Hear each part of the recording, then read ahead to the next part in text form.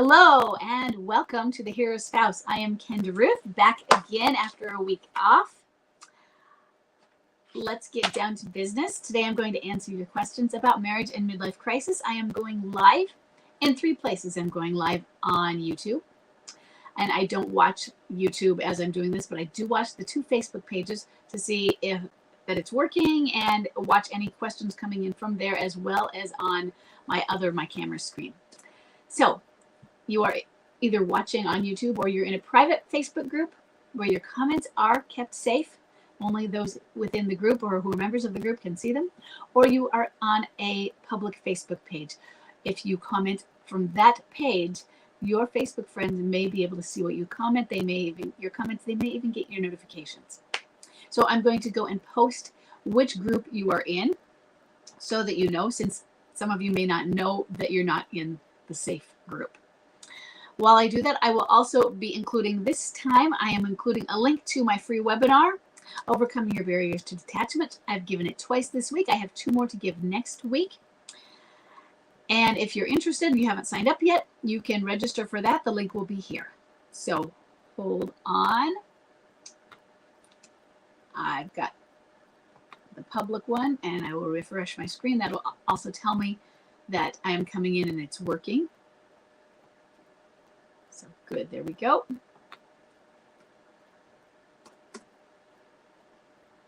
Okay, that worked. Now I'm going to go to the private group.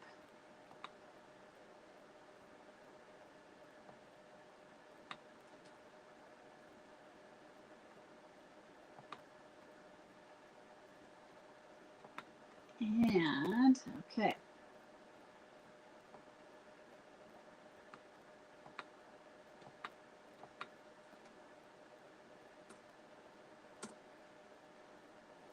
Okay, comments are in.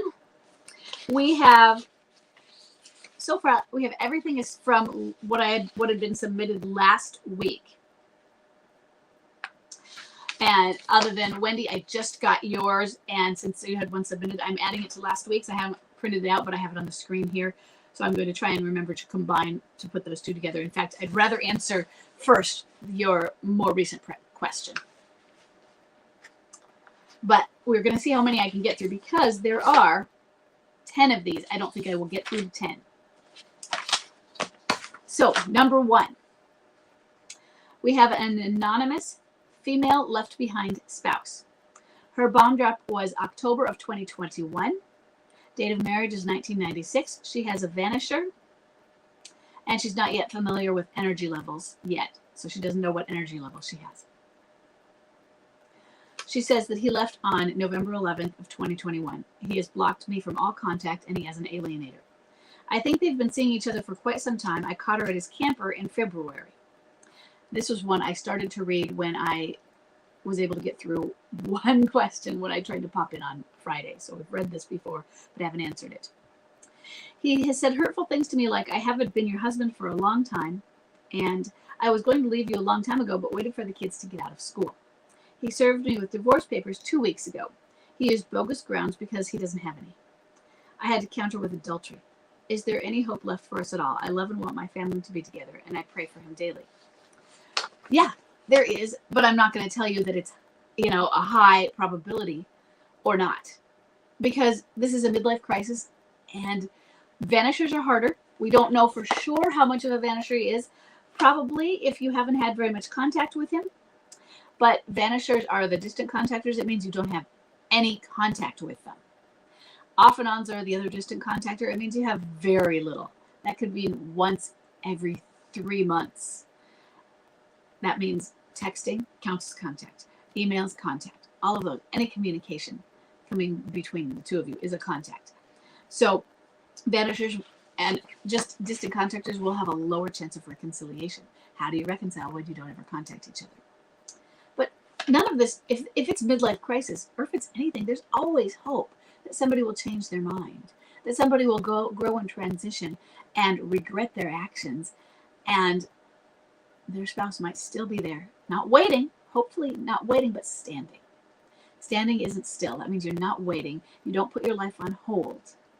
It means you might not date, but you still have a fulfilled life. You're not waiting, and you're not pining, and you're not saying, why aren't you here?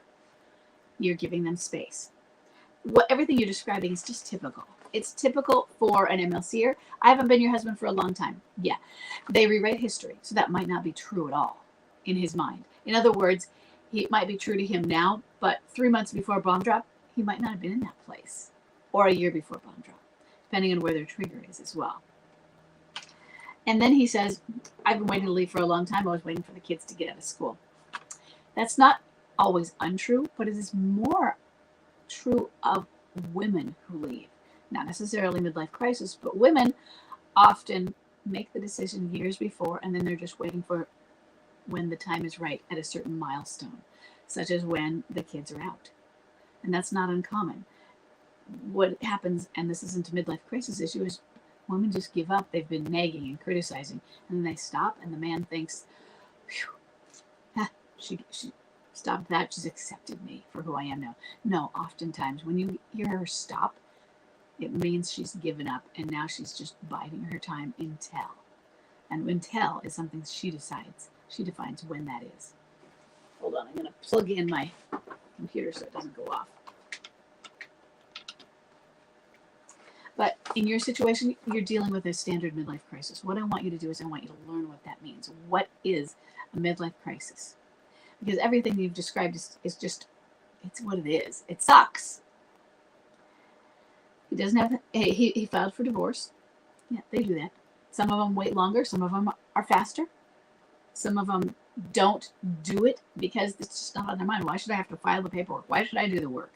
You want to end it, for legal part, you do it.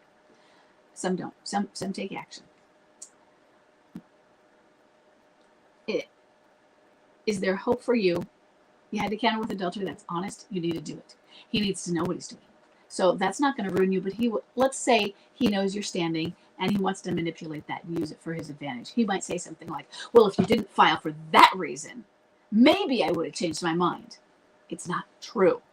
Now, some of them actually believe they're gaslighting, or they're so unfamiliar. They think that's, well, I'm so mad at her for doing that.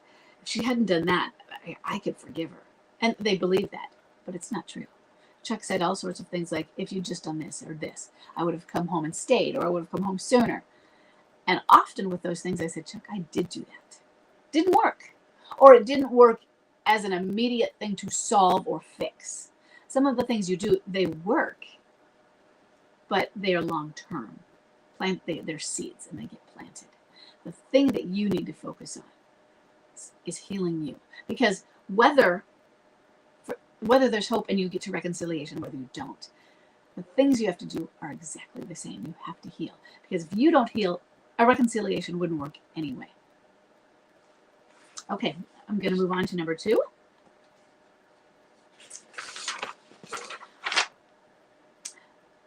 We have Laura. And it looks like Laura, I have 2 submissions here for Laura, which I combined. So, Laura has a bomb drop of September 2020. Date of marriage of 2002. She has a clinging boomerang who is a high energy replayer. My husband spent Tuesday evening text messaging me about our first year of marriage. The next day he sent me pictures. I'm confused. He broke up with me 6 weeks ago after multiple false starts. He's been cruel and mean. Now he's acting normal. Yeah, it's a midlife crisis. We started the mediation paperwork this week. He is monstering at our daughter. She's 16. His messages are egging her on to start a fight. He's also been sharing bricks like, your friends think I don't deserve you. And I was not appreciated by your family.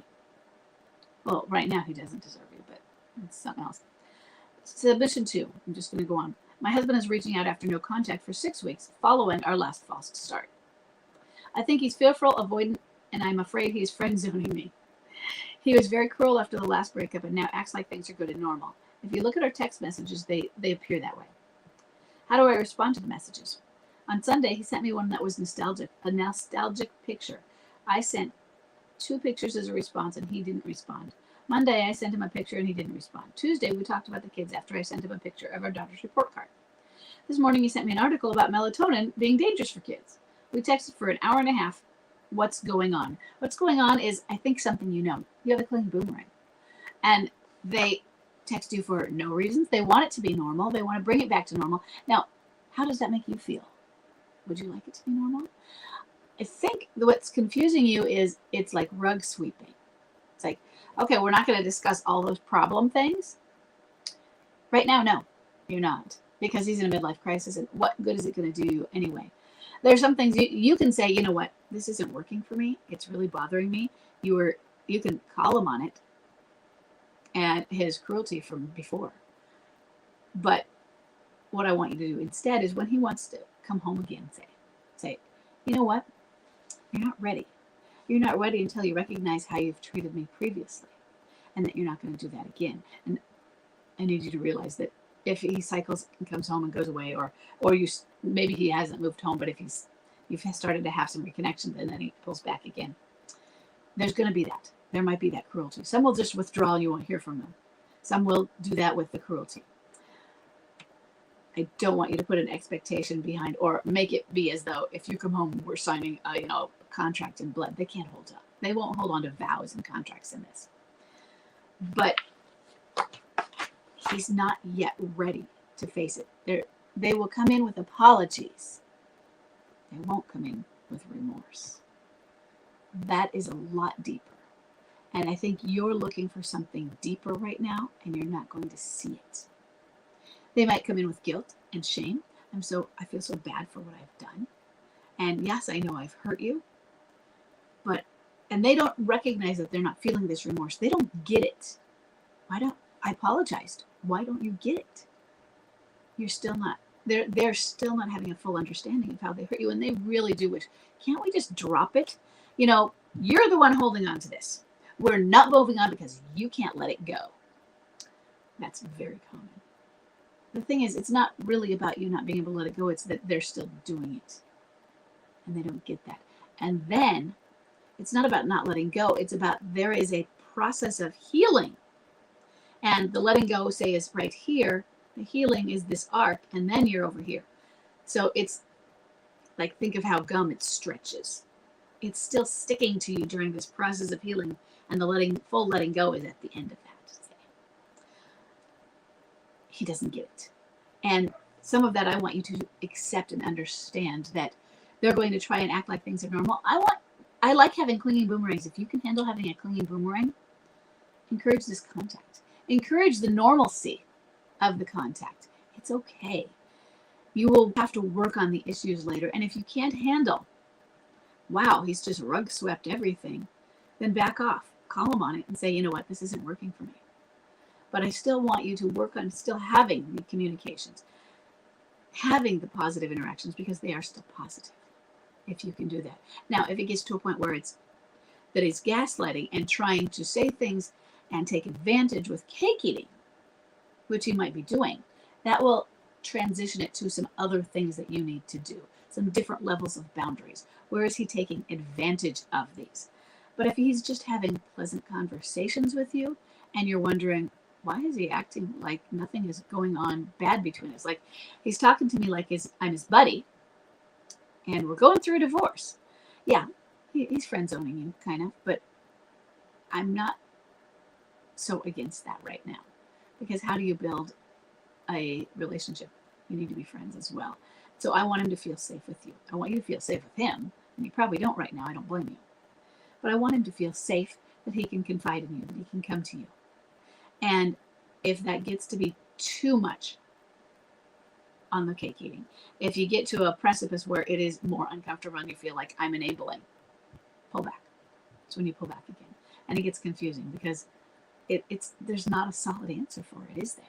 You have to be able to judge this and say, well, are we at this level of cake eating? Or are we at this level where I'm enabling by continuing to be his friend, not without boundaries, but where the boundaries aren't as strict because I'm the friend.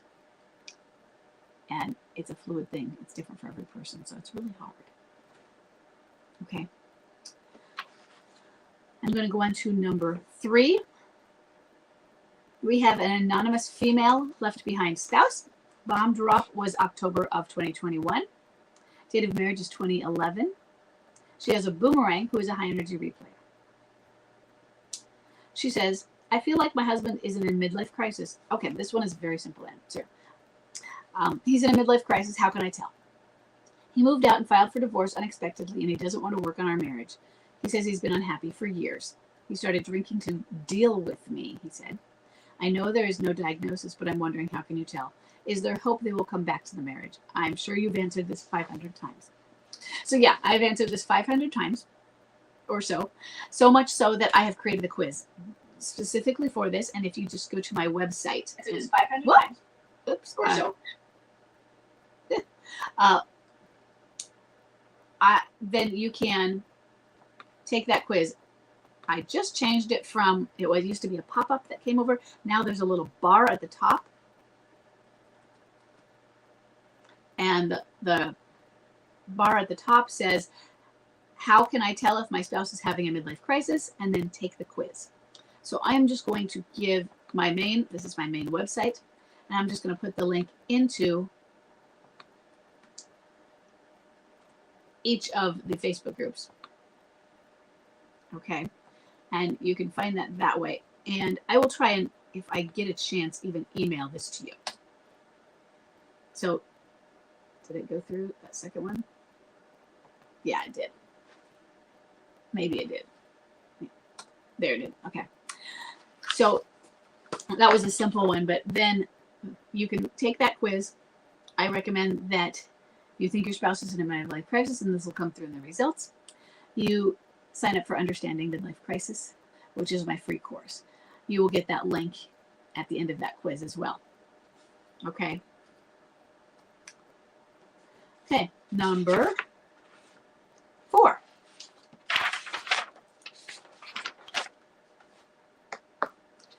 Okay, we have an anonymous female left behind spouse. Bomb drop was June of 2019.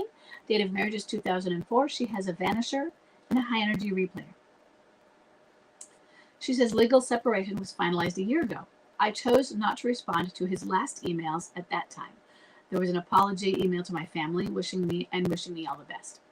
A year has gone by and we haven't had any contact. I know very little about him or his life. I feel I need to be brave now. It's 3 years since bomb drop, and try some sort of smart contact to anchor check and to see if is open to having communication with me. I don't want to start smart contact around the I found something of yours, which I have. But I don't want to start a free-for-all. Have you got, can I have, oh yeah. Have you got this? Can I have this? As it has been legally stipulated that whatever was in his or my possession at the time of legal separation becomes the property of that person. Okay, so don't bring that part up. I don't know if I can trust him to go into possessions. No, I don't think so. Going on the history. I could let him know that I drove the newly opened expressway as if he's driven it. Ask if he's driven it. It was a large build so that he was interested in it when it was being built. Or was that just too weird after a year of no contact? Yeah, that one kind of is, just because it would be, I would see it as, she's trying to find an excuse to contact me. So in other words, don't try to make up something. Just say, hi, it's been a while. So I wanted to see how you're doing. It's neutral, and it doesn't pretend to have some other device for contacting. It's kind of admitting, hi, I just wanted to see how you're doing. And since it's been a while, I mean, it's not like it's been a week. It's been a whole year. And you can even reference, I got your apology. I'm sorry I didn't respond to it then. I just needed some time and some space to myself so that I could work on my own healing. But, I'm doing a lot better, and I thought I'd check in and see how you're doing. See how you're doing. Leave it at that. It's still neutral. And then you drop it. You wait, see if there's a response or not. Remember, what if he were doing the same thing on his end? Oh, I sent her that apology and she didn't do anything. I'm just going to wait. And then maybe, so what if he's like, well, she didn't respond to me last time, so I'm going to wait. What if he waits a year? And then he sends something to you. Hi, checking on you. Sorry. Who knows? But that keeps it neutral without you making something up. And yeah, I do think the expressway would be one of those weird ones. If you'd had kids, that's where you can use those Facebook memories, or you just, hey, Serenity's picture came, I'm sending you a copy, that sort of thing. Or Serenity has a run this weekend. Would you like to be there? Or she's so excited, that sort of thing. If that were the case, you'd probably have more contact anyway. Okay. Well, we are plugging through these. Okay, so I am now at Wendy. I'm at yours, and I'm going to go to your question because this question came in 2 minutes before I went live. So I'm going to find I still have it on my computer because I'd already printed everything out. So Wendy's bomb drop is January of 2020. Date of marriage 1994. She has a clinging boomerang and a high energy replayer. I'm going to read the second part, which was submitted today. She says, we've been working on our marriage. We still live apart, but see each other every weekend. He suggested that I move in right away. We went over this a few weeks ago, I believe. But I felt that was too soon. He still needed to work on himself, and he agreed because he didn't want to give me up. He didn't want me to give up everything I have where I'm at and be with him, because there's a geographical distance. Not a huge one, because they're able to go to each other at the weekends or that sort of thing. So it's within a drive, but it's not in the same town.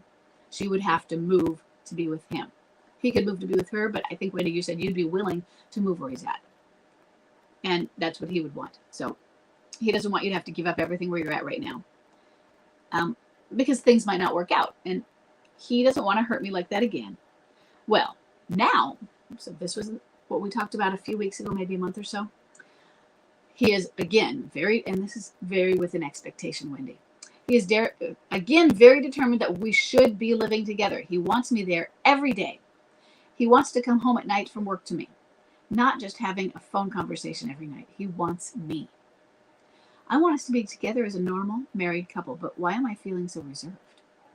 Because it's not time. So that's the question. Is it time for us to live together? No, it's not. You're going to feel hesitant anyway, I think. But I really want there to be some sort of therapy or professional involved in guiding you through this together. And that's, remember, one of the tests even of them are, if you really want us together that badly, then we need to heal together. And this isn't something we do on our own. Whether the professional is a therapist or a minister. Ministers can help with this too. I would like somebody who has done it, not just jump into the fire with this. There are even ministers who have counseling degrees. Oh, bonus! But I would like you to have some help, and I want to see that he's willing to go through, not just get you back. And then the other thing that it was with Chuck and me is I had left to take care of Grandma, and then he was able to move into our home, and I came home every other weekend. And then I extended my stays. First, I was there for weekends. Then I was there for 3 days or 4 days, and I was extending them. Pretty soon, I was half there and half home. So, and it had been every other. So you can do that for a while. It's, I'm staying, but I'm going to stay here during the weekends. Then I want you to expand it, because I know you've been doing that. Extend how long you were there. Okay, you know what? I'm going to start staying until Monday. And do that for a few months. Then and you have to feel safe with it. He has to understand, as I feel safe with this, I will extend it to Tuesdays. And eventually we'll be together, living together. So, and when Chuck and I were living together, doing this back and forth with Grandma, I had put up a boundary of sex, and I didn't have to worry about that. Anyway, he felt there was no pressure. And he was very nervous of restarting that anyway. But other than that, it wasn't like we're two people who are living separately. We were living as a married couple. It felt like a marriage. I mean, it didn't feel like we were, like, oh, we're in the dating stages and I'm just staying here because it's convenient. No, it was just like we were married, except we were going to counseling, and I would then go back to Grandma's house. So there was getting the space, there was practicing being together. And I think you have some of the ideal situations that I had with that is you can go and then you have another place to go back to for an extended period. In other words, it can be half time or even more time at this place. And pretty soon you'll have more than half the time with him. But you can do that since you have two places. So I think it's a really good setup. I don't want you jumping in 100%. I think this is a good way to do it gradually, but I want there to be a program of, we're not just working together gradually, but what are we doing to heal? Some of the healing includes the acknowledging of this. So that brings us to Wendy's first question, which was a little over a week ago. Do they ever stop blaming you for the reasons as to why they did what they did? Do they ever realize the wrong and all the hurt they caused the whole family, not just you? I'm tired of hearing all the things I did to make him do what he did. So, Wendy, why are you feeling so reserved when you have that question? I think you know why you're feeling reserved, because if you're having to ask those things, if he's doing that or not doing, if he is still pushing the blame on you, and he's not being accountable, his actions are caused by you. He's hearing you did things, you created his actions. Oh, really? Yeah, that's why you're so reserved. Because he hasn't taken accountability. He hasn't acknowledged. Now, do they ever? The question, the way you've asked it, is a yes or no question. Yeah. But there are some that don't. And what I mean is, if you don't talk about it, if you allow it to rug sweep, then why wouldn't he? Other than that, it will fester and your relationship will suffer. This reconciliation may not work, or you'll just like give in, come home, and there'll be good days and bad days, but it won't be the good or great relationship in marriage. It can be. It'll be the Bickersons together. And that was an old comic strip, and they used to one of the main running gags, and it was, he nags because she nags because he drinks, and he drinks because she nags. You're gonna just be one of that grouchy old couples, and you don't want that, do you? Or you'll give up on it and you'll leave because it turned out that way, and you'll divorce later. He needs to acknowledge it for a true healing to come to fruition. Okay, so do they? Yeah, they do, but he needs help. He needs help getting there. And some of it is just you holding your feet to the fire, but he's not going to. He needs a coach, and he needs a counselor, somebody that is a guide that is not you. For one thing, well, of course, you're going to say that. You're going to, you have your agenda. You don't want to take responsibility for what you're doing. And then you're saying it to him. He needs a neutral party. And so do you.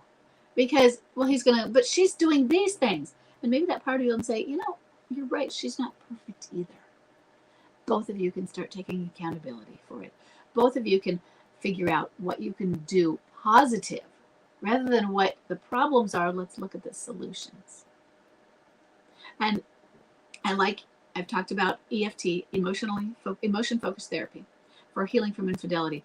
But I also really like solution-oriented brief therapy. And that is the type of therapy that Michelle Weiner Davis does. She is the author, many of you know about Michelle. She's the author of Divorce Busting and Divorce Remedy. So Divorce Busting, the website and forum, is hers. And she was she came in at the roots in the start of solution-oriented brief therapy. I think she helped start that movement. And from what I can tell, that is the roots of the much newer coaching movement, where there are coaches who aren't counselors. And there are many counselors who have transitioned to be coaches, or they do both within their practice. But you can have coaching, and you can have it with a counselor as well. But so solution-oriented brief therapy is about that. Counseling isn't, as a group, all of it, problem-oriented, because solution-oriented brief therapy was created to counteract that. So find something that, if you can find something that has emotional focus, that's grand. But solution-oriented, notice that brief therapy is in there as well. It's not meant to last forever. This isn't psychoanalysis where you lay down on the couch and you talk about it for 30 years. I mean, that might sound like a whole bunch of fun with Jung there, because I love Jung. But you don't need that. You need to get on with your life, not analyze your dreams. If I'm going to analyze my dreams, it's because I'm a writer and I do stories, and I'm infatuated with mythology and things like that. It's not because I'm trying to solve my life's problems. Okay. So think about finding someone that is solution oriented. They're going to talk about what you can do rather than what you did wrong or what you shouldn't do. Okay. Okay, I'm going to read some comments for a moment. Let me go to this screen, because it'll be a little better for reading anything. Okay. It's been almost 8 years divorced. Oh, I know. My ex is going to marry oh, I'm sorry. She still tries to control by deciding what we spend on our daughter's bills, and then I'm expected to pay half. I've told her multiple times I'm not paying. Yes, it is. She's trying to keep you engaged, and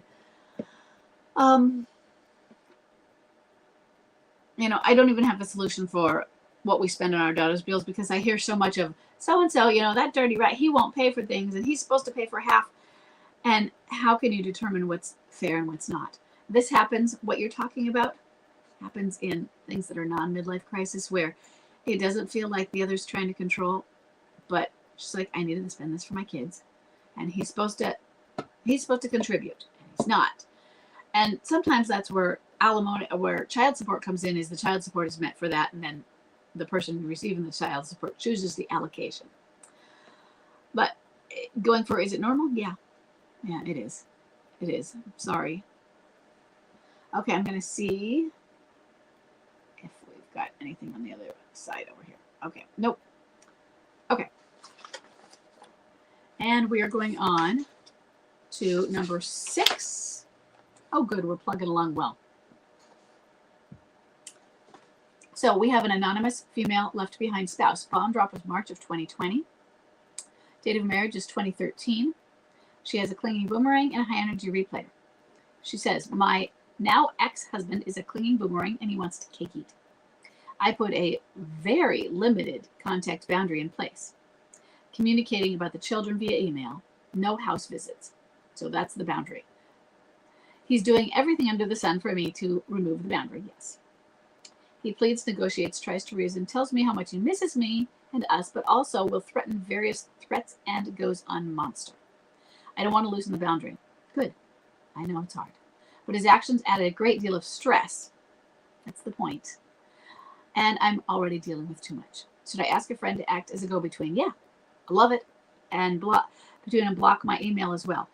Start with acting as a friend, go-between. See if there's some things you can do to his email, such as I have my main email is a Gmail account. I could send somebody's emails to promotions where I don't ever look at those, but then they'd be there if I needed to. So you can do something like that where they're not technically blocked. They will arrive, but they'll be in the folder you just never look at. Or maybe I know I have my own website. I'm not technically proficient though. I don't know what I'm doing. So maybe you can even set up a folder that just his emails go to, and then you never have to look at them. You don't see them come in the email thread, but they're there. And then he can tell you, or sometimes you can say, okay, I'm going to check and see if there's anything there. So let me go on. Should I ask a friend? Yeah. Or should I just wait until he accepts this new situation? Ask a friend. I like to see. Also, what that means is he sees if you get somebody else to act as a mediator, he sees that you are still holding to it. And in fact, he sees it as to him an escalation and an additional challenge. Understand that. It's been 2 weeks and he's not giving up. No, I wouldn't expect him to. I also considered having a friend act as a pretend boyfriend, but I'm afraid this will convince him that I'm not standing, and it will push him even more into the alienator's arms. How do I handle this crazy man who wants 2 women? You handle it how you're handling it. You're doing it. And he is doing what we expect an MLC, or a clinging boomerang, to do. He is going to escalate and test all those boundaries. He is acting exactly how I expected him to act when we started this. And that's because he's going to test to see his goal, the MLC's job, is to get you to break that boundary. Your job is to not break that boundary, is to hold strong to it. So he's doing his job and you're doing your job.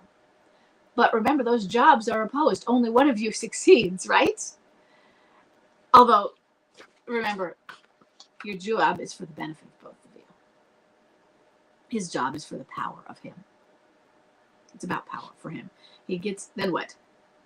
Well, then it just antagonizes you more and keeps being a clanging boomerang. So, yeah, it's cake eating. You know that. So, hold to the boundary.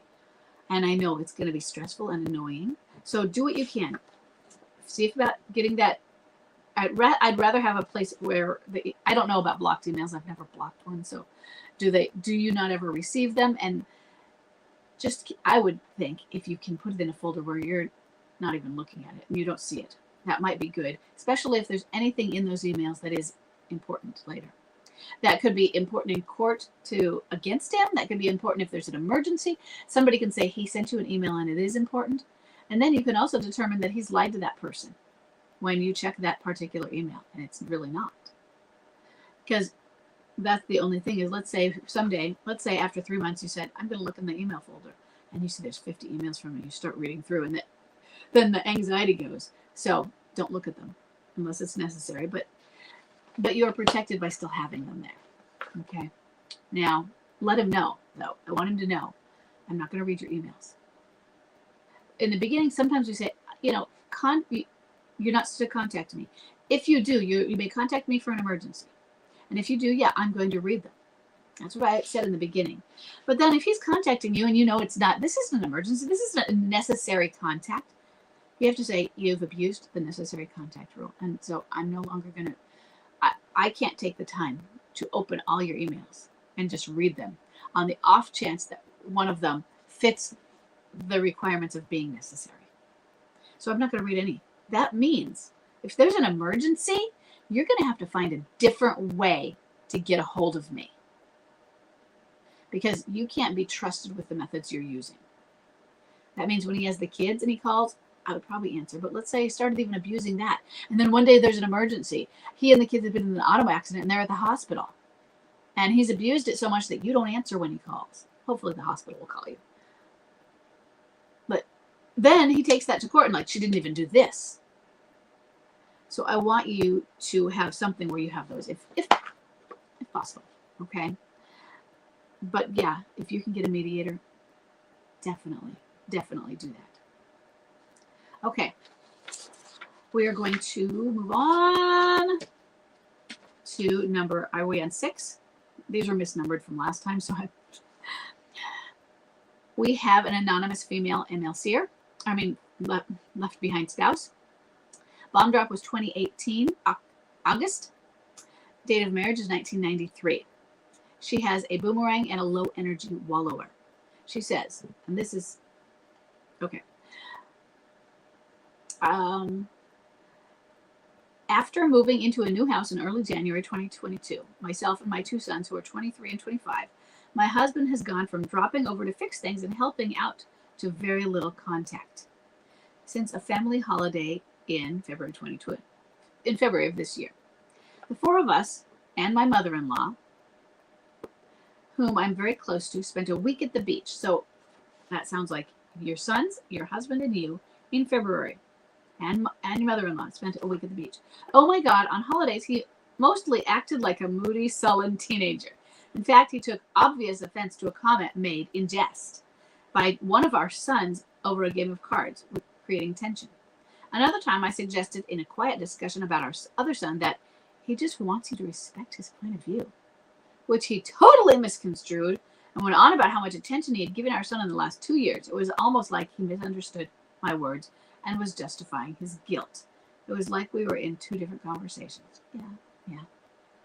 I ignored this behavior and just enjoyed the time with my mother-in-law and sons, which seemed to annoy him even more.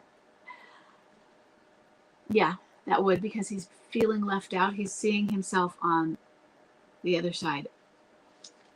Think about in A Christmas Carol, the scenes where Scrooge is looking in at what his life could be or would have been, and he's looking through the window. And well, first, here's my past life. Here's what my future could have been. Those sort of things. Here's what it is.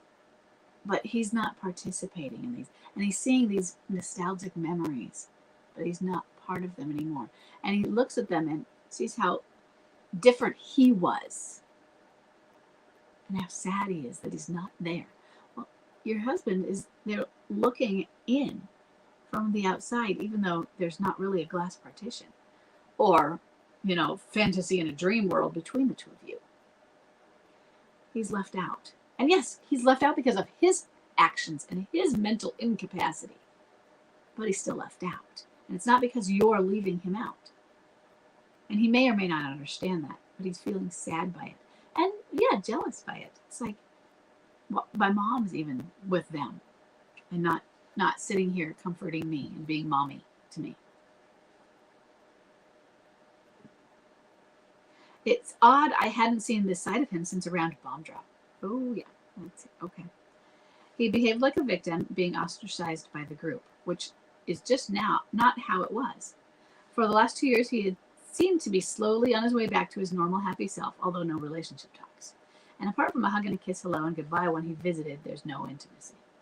Since the beach holiday, I too have kept my distance and limited my contact, as I don't want an ungrateful teenager in my life. I love my old husband very much. From what I read, I think this is normal. Yes, for an MLC or cycling. However, I just wanted your thoughts. So, you are almost at a 2-year mark.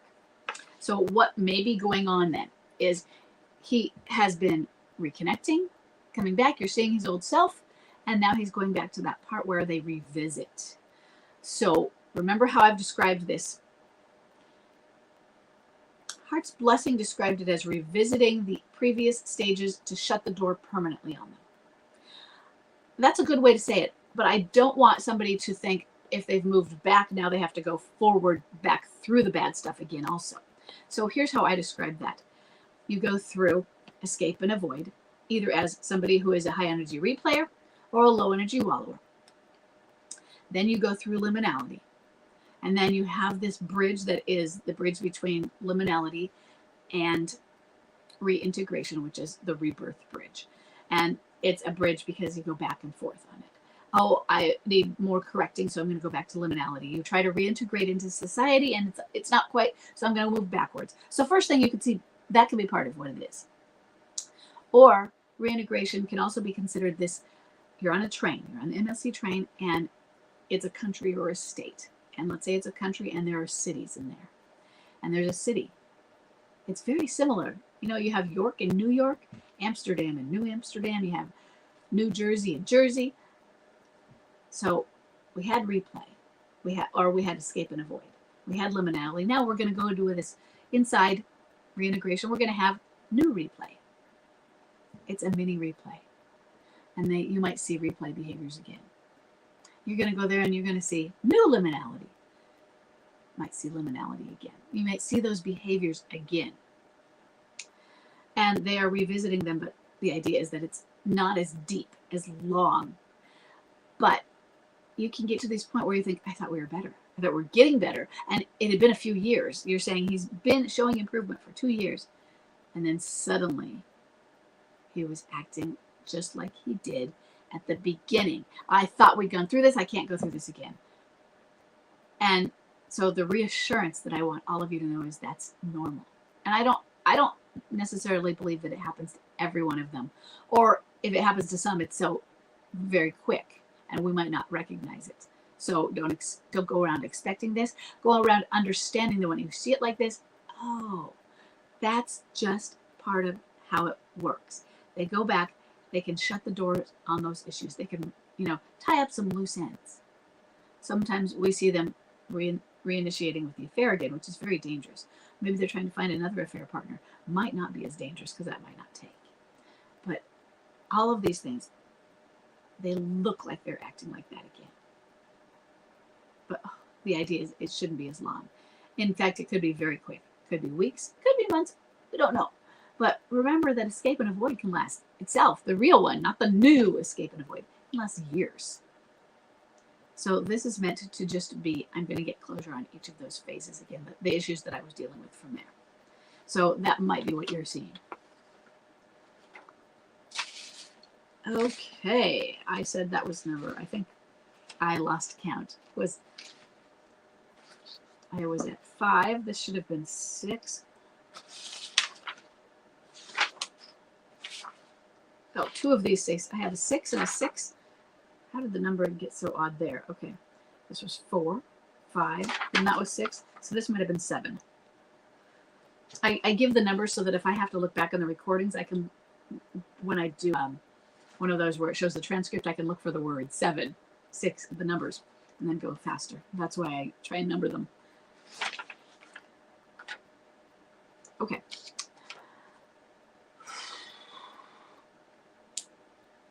We have a female left behind spouse, Jamie. Jamie's bomb drop is November of 2021. Date of marriage is 2006. She has a boomerang and a low energy wallower. She says, we moved away from our home and community 7 months ago to follow my husband's new quest to climb the corporate ladder. He knew it was absolutely devastating for me and the kids, 15, 12, 7, and 5, to take them away from their grandparents, aunts, uncles, cousins, and their church family.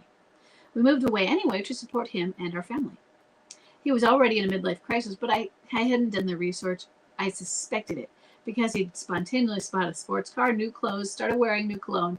7 months later, he came home after counseling and said, I don't know if I want to be married anymore. This was 3 months after being caught in an emotional affair. He moved out a month later.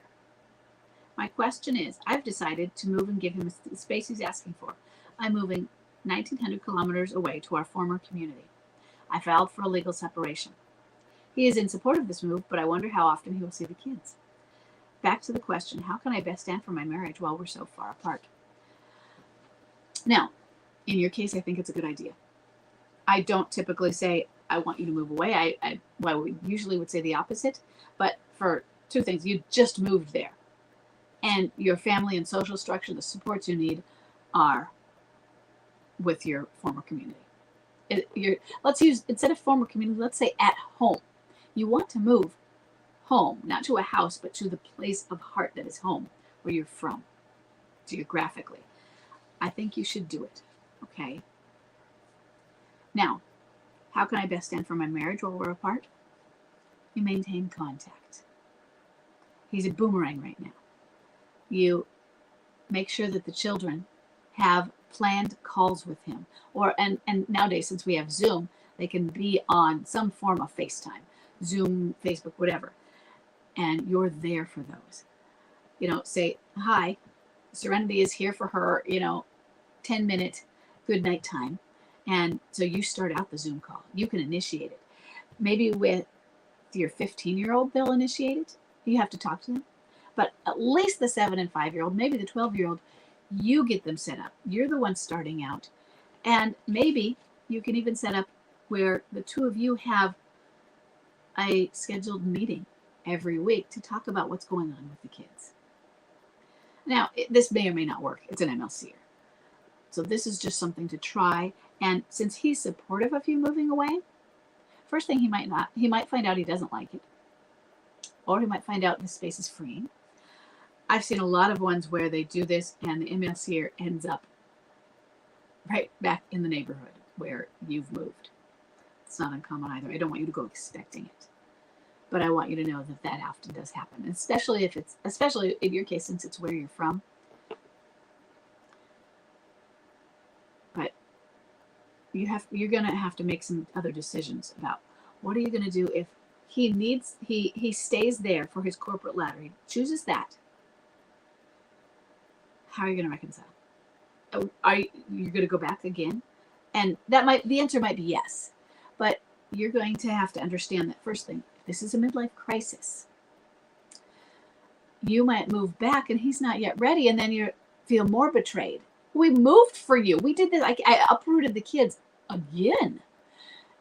You need to have something solid. So I think it's a good idea for you to go back home, go back to the heart, where you have this community and you have the support.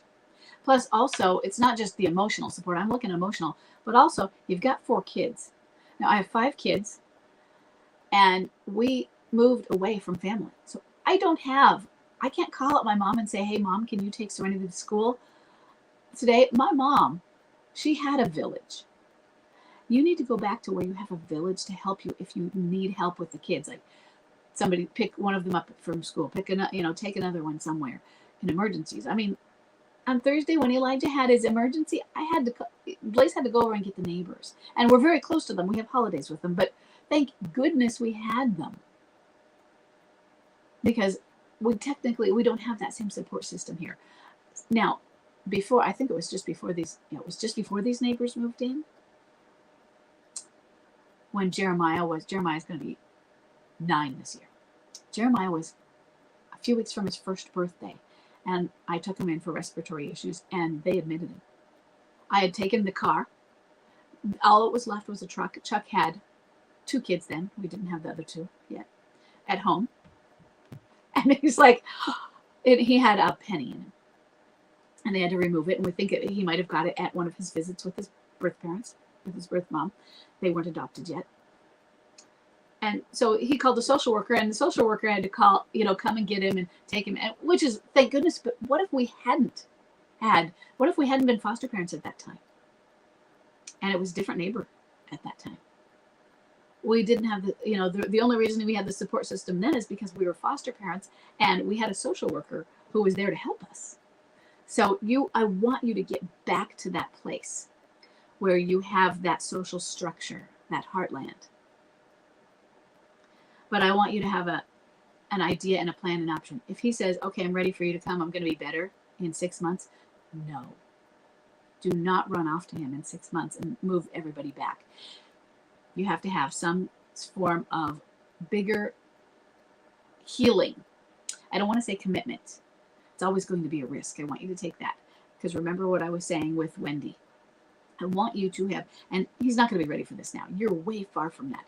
But if he is not just a boomerang, but a clinging boomerang, if he's a clingy boomerang, he's going to jump the gun on being ready. And he can jump the gun over and over and over again. So I want you to be prepared for this in the sense of, you know what? We have a lot of work to do. We have to heal together. We have to acknowledge some of the things that happened so we can try to make it so they don't happen again. We don't want to repeat the mistakes.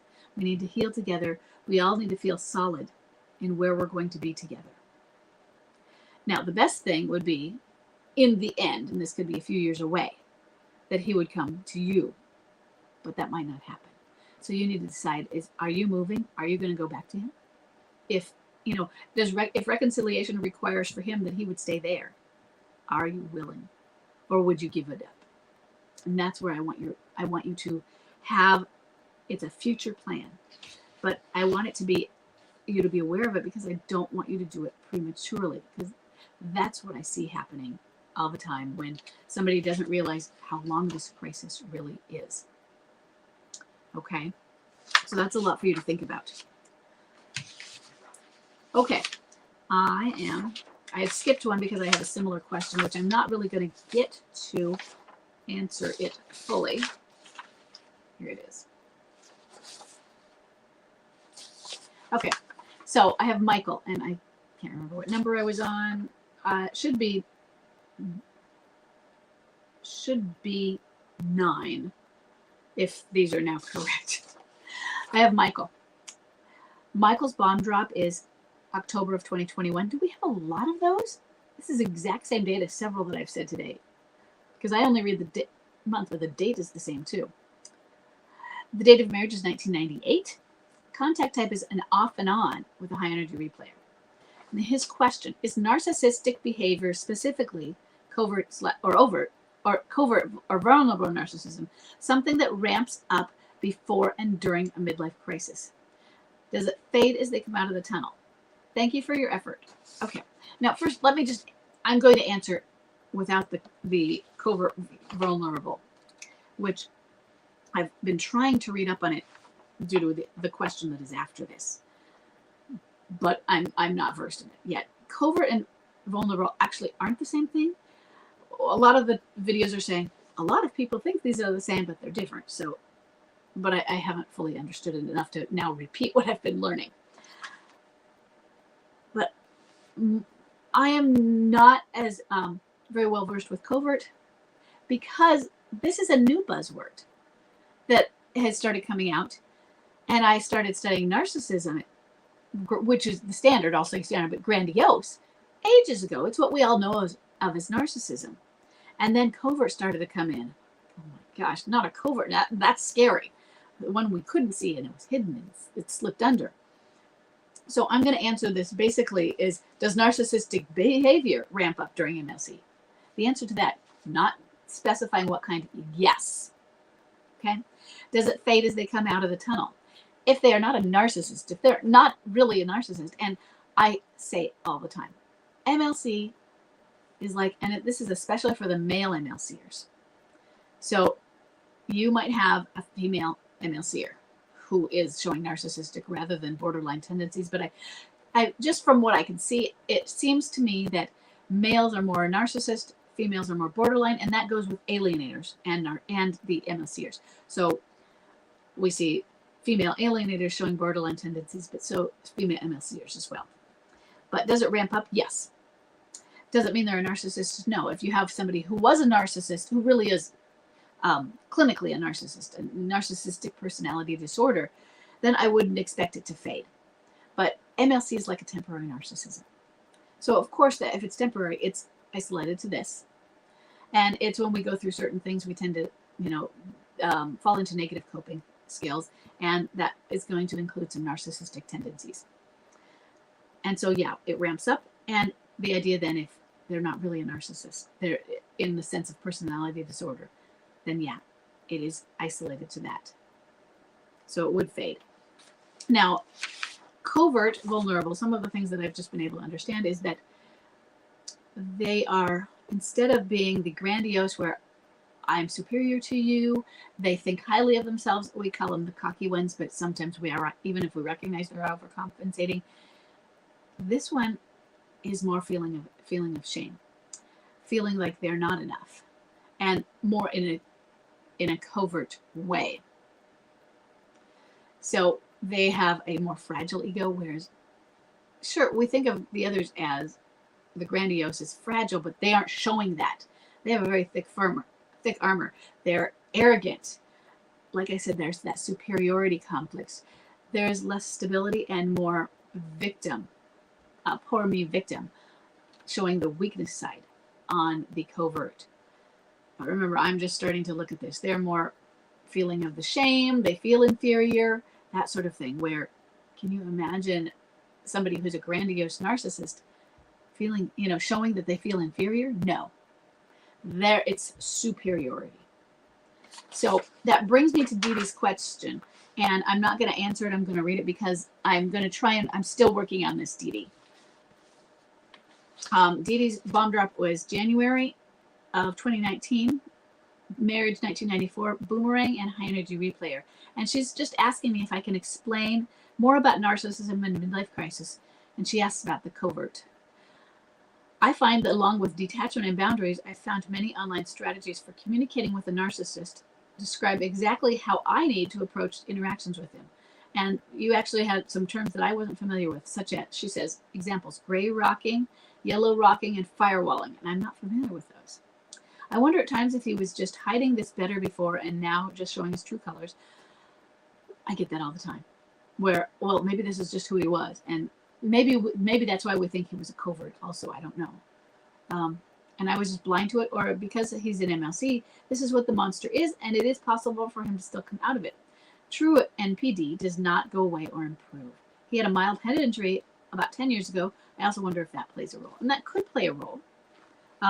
You might not be able to figure out because that might involve, him taking, CAT scans or MRIs or whatever kind of brain scans they would do. And you've lost the right of wife. But I'm going to look into more about narcissism because I'm looking at the covert. But also, I think just at some point, getting more information to everybody on narcissism in a compact manner might be an answer rather than a single answer here. So this is probably something I'm just going to put on a to-do list, okay, Dee Dee? So that, and we can talk about it too, if you're at one of the next sessions. But I think there's so much about narcissism. I've put it on one of my, probably to create a workshop or a mini course or something like that in the future, so that I can dive deep into deep into more studying. So we are at 3:01. It is time for me to get going. Apparently there's an open house at school tonight. I don't know if we'll make it, but the kids want to go. So I'm going to try to make it. So we need to get an early dinner in. So thank you for coming. Sign up for Overcoming Your Barriers to Detachment if you haven't already, and that will lead into my free never mind. It leads into my paid online course, Detach and Thrive, if anybody is interested in detachment. And, you know, for a moment, I'm going to grab I hadn't thought to do it. Sometimes I just don't think of these things. I'm going to grab the link to that will go directly to Detach and Thrive also, and post it in the comments. So hold on just a sec. And this is an 8-week course. And if you come to the webinar, I start out with a webinar training, and then I give information on Detach and Thrive and go over what the program is as well, if you're interested.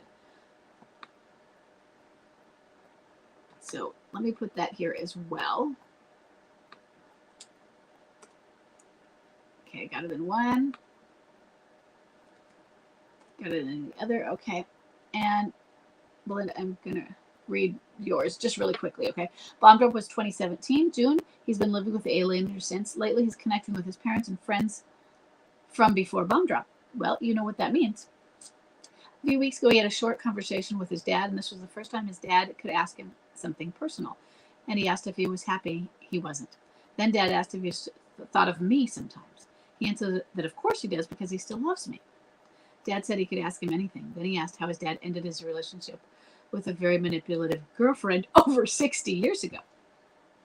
Now he's redecorating the alienator's house where he also lives, but it's a rental in her name. You know me. I'm not stage watching, I know. But I do want to know what you make of it, because I respect your view. I think that you are seeing what is expected after this many years.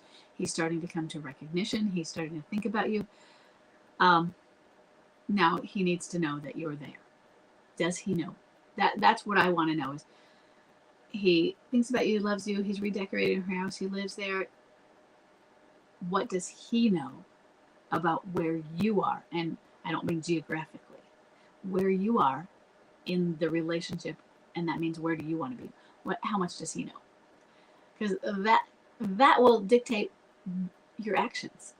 If they know nothing, then start to time to enlighten them. If they do, and they know you're a standard, like Chuck always knew that might not be. Okay. Good. Contacted him last week, and I'm assuming, knowing you're using smart contact, and you just leave it open to that and see what happens with it. It could bring on it touch and goes, anchor checks, reconnections, or not. Okay. Okay. To 3 different personalities. Well, you know, he's still in midlife crisis. At least you have that. You're welcome. Okay, I will see everybody next week. Bye-bye.